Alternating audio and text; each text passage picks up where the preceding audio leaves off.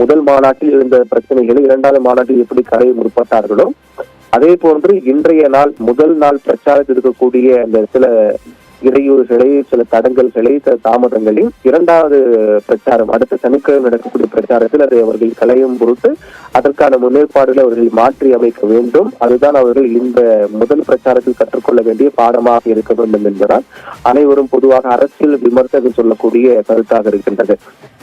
ஏனென்றால் இன்னும் அவர் திருச்சி முடித்துக் கொண்டு அவர் அரியலூர் சென்றிருக்க வேண்டும். ஆனால் திருச்சியில் இன்னும் உரையாற்றவில்லை. ஒட்டுமொத்தமாக விஜயனுடைய இந்த பிரச்சார பயணம் என்பது மக்கள் கூட்டத்தால் மிக மெதுவாக ஊர்ந்து செல்கின்றது அவருடைய பேருந்து.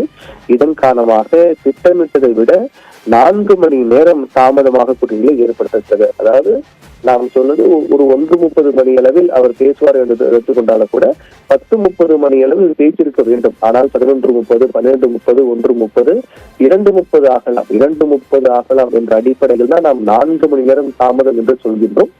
ஒருவேளை 2 மணி அளவில் அவர் அந்த இடத்தை அடைந்து விட்டாலோ அல்லது அதற்கு மேலாக 2:30 மணி தாண்டினாலும் கூட ஆச்சரியப்படுவதற்கு இல்லை. ஆனால் எப்படி இருந்தாலும் விஜயனுடைய அந்த உரையாற்றக்கூடிய நிகழ்வு திட்டமிட்டதை விட 4 மணி நேரம் தாமதமாக போகிறது என்பதுதான் இதன் மூலமாக நமக்கு தெரிய வருகிற செய்தியாக இருக்கின்றது.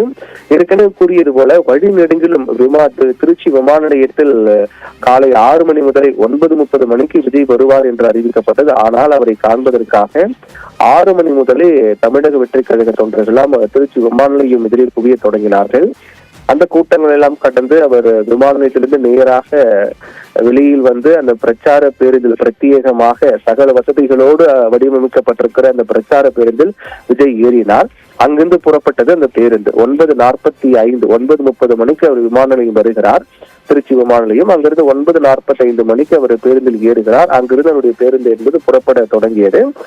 அந்த பேருந்து புறப்பட்டு அந்த திருச்சி புதுக்கோட்டை சாலையில் செல்ல கிட்டத்தட்ட 10 நிமிடங்கள் தான். ஆனால் விமான நிலையத்தில் இருந்து அந்த புதுக்கோட்டை திருச்சி சாலை செல்வதற்கு 1 மணி நேரம் ஆகியது. அங்கிருந்து டிவிஎஸ் டோல்கேட் செல்வதற்கு கிட்டத்தட்ட ஒட்டுமொத்தமாக 3 மணி நேரம் 4 மணி நேரம் ஆனது. அதற்கு பிறகுதான் அவர் டிவிஎஸ் டோல்கேட்டை கடந்து அதற்கு பிறகுதான் அவர் அடுத்த இடத்தை அடையவில்லை. டிவிஎஸ் டோல்கேட்டை கடந்து தலைமை தபால் அலுவலகம், மேலப்புதூர், பாலக்கரை, ரவுண்டானா வழியாக தான் மரக்கடை எம்ஜிஆர் சிலை அங்கு செல்ல வேண்டும். அங்குதான் மரக்கடை எம்ஜிஆர் சிலை அருகுதான் விஜய் உரையாற்ற இருக்கிறார். அங்கு செல்வதற்கு தற்போது டிவிஎஸ் டோல்கேட்டை தாண்டி இருக்கிறார். டிவிஎஸ் டோல்கேட் தாண்டிவிட்ட பிறகு தலைமை தபால் அலுவலகம், மேலப்புதூர், பாலக்கரை, ரவுண்டானா வழியாக சென்று மரக்கடை செல்ல வேண்டும். இந்த இடங்கள் நான் குறிப்பிட்ட இந்த இடங்கள் அனைத்துமே ஒரே நேர்வழி சாலையை இருந்தாலும் கூட அங்க இருக்கக்கூடிய தொண்டர்களுடைய கூட்டம் அதிகமாக இருக்கக்கூடிய காரணத்தால் அவருடைய வாகனம் செல்வதில் தாமதம் ஏற்பட்டிருக்கிறது, மெதுவாக செல்கிறது.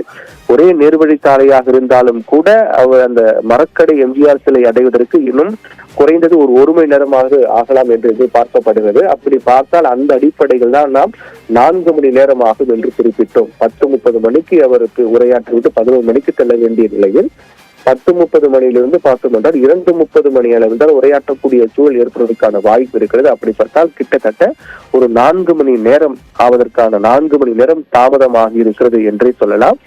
இதற்கு பிறகு அவர் அங்கு உரையாற்றும் போது கிட்டத்தட்ட 25 நிமிடங்கள் உரையாற்றுவார் என்று சொல்லப்பட்ட நிலையில் அவர் திட்டமிட்டபடி 25 நிமிடங்கள் அல்லது 30 நிமிடம் உரையாற்றுவாரா, அல்லது இங்கு உரையாற்றி விட்டு அடுத்த இடத்துக்கு செல்ல வேண்டும், அடுத்த இடத்துக்கு செல்ல கூட்டம் அதிகமானால் 5 மணிக்கு அவர் பிரச்சாரம் மேற்கொள்கிறார். கடைசியாக இன்றைய நாளில் அவருடைய கடைசி பிரச்சாரம் இன்றைய நாளில் 5 மணிக்கு மேற்கொள்கிறார் பெரம்பலூரில்.